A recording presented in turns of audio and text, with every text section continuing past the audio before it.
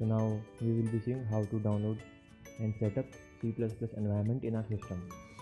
Okay, so first of all we will download our IDE and we will be using Visual Studio Code. It is a wonderful IDE developed by Microsoft, and it can run across all the three platforms, whether it be Windows, Linux or Mac.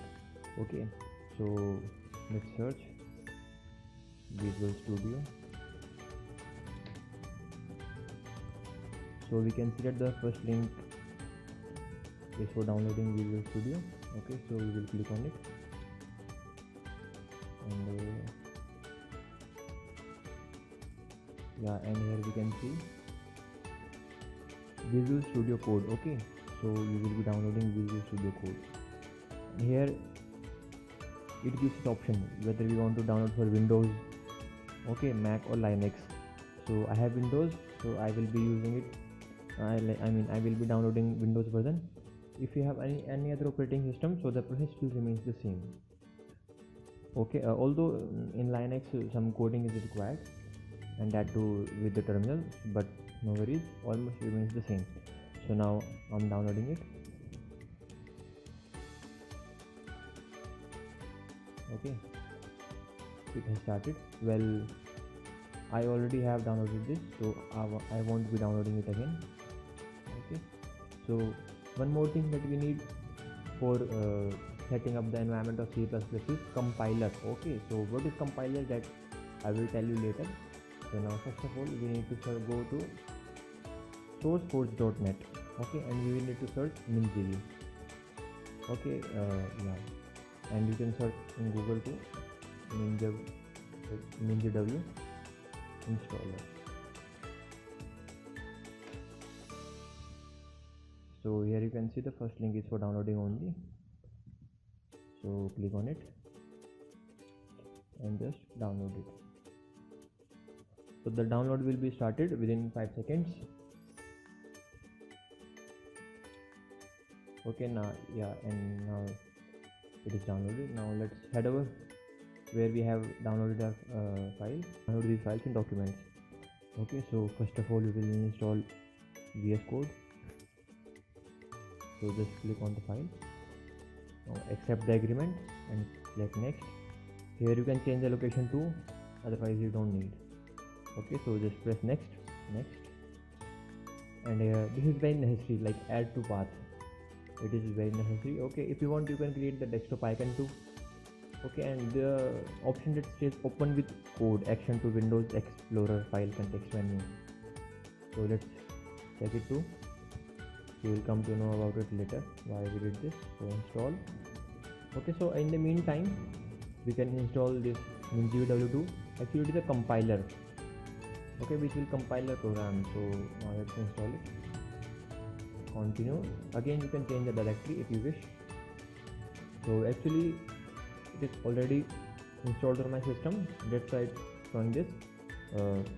You won't have this issue. Okay, so I will reinstall to show you how to proceed. So now it will take some time to download the packages, and let's see how much VS Code has been installed. Okay, so almost VS is installed,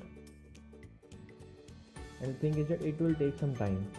Okay, so for the meantime I'm pausing the video and I will show you once it's get downloaded. Okay,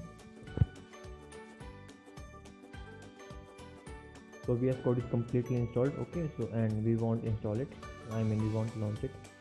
It has downloaded all the files MinGW. So now let's continue.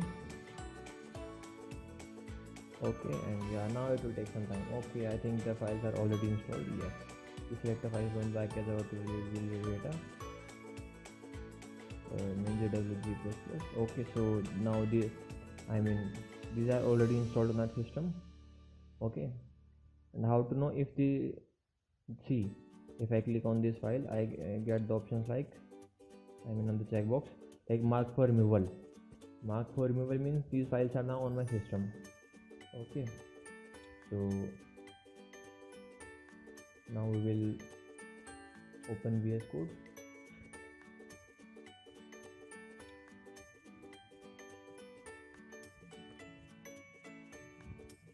Okay, and if you have not, you will be seeing such a window, okay, when you will open VS Code for the first time. Okay, and don't be afraid by these sounds, these are nothing. So what we will do is we will go to extensions like Explorer, Search, Source Control, Run Debug, and extensions. Okay, you will be, in your system I think only 4 or 5 options will be by the default. Okay, so we will search here for C++. Okay, and now let's go to this one, and you will get option to install it here. So install this, and we will install another extension too, that is called CodePlay. Okay, actually it makes the code look good, so we will install it too. Now here we can close it too. Okay, so now you will be having such a window in front of you. So it shows that you have not yet opened a folder. So here folder refers to workspace. Okay, so without a workspace we can't work. So now let's open a folder. Let's say we have a folder in, let's say, documents. It is no longer even documents. I can let's say create a document. Okay, here I'm writing as project. Okay, select folder, and now we can see that the folder name project is available in this. Okay, so now how to proceed? Like if you want to create another folder, we have to click on this thing. Okay, like let's say randomly project 2. Okay, and if you want to write something, to make a file, whether it be C or CPP or anything, so let's start like intro or CPP. Okay, CPP is extension of C++, and it is very important. So now you can write your code. Okay, like let's say if you are just for testing, like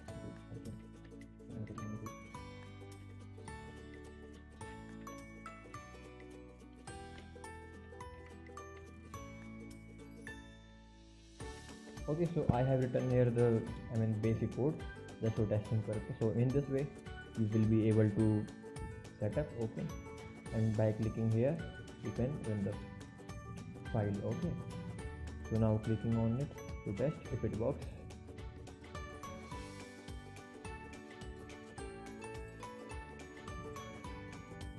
It shows the error. Oh, okay, return by my fault. Actually I wrote return in the wrong spelling. So now let's run it again, and let's see if it works. This time you see, now we have an output called test, and we want it to print test only. So in this way you can set up C++ environment in your own system. Okay, so I have shown you how to install it in Windows. Almost process remains the same in Linux and Mac too. Still, if you have any issue, just mention it in the comment. I will upload a tutorial for Linux and Mac as well. Thanks.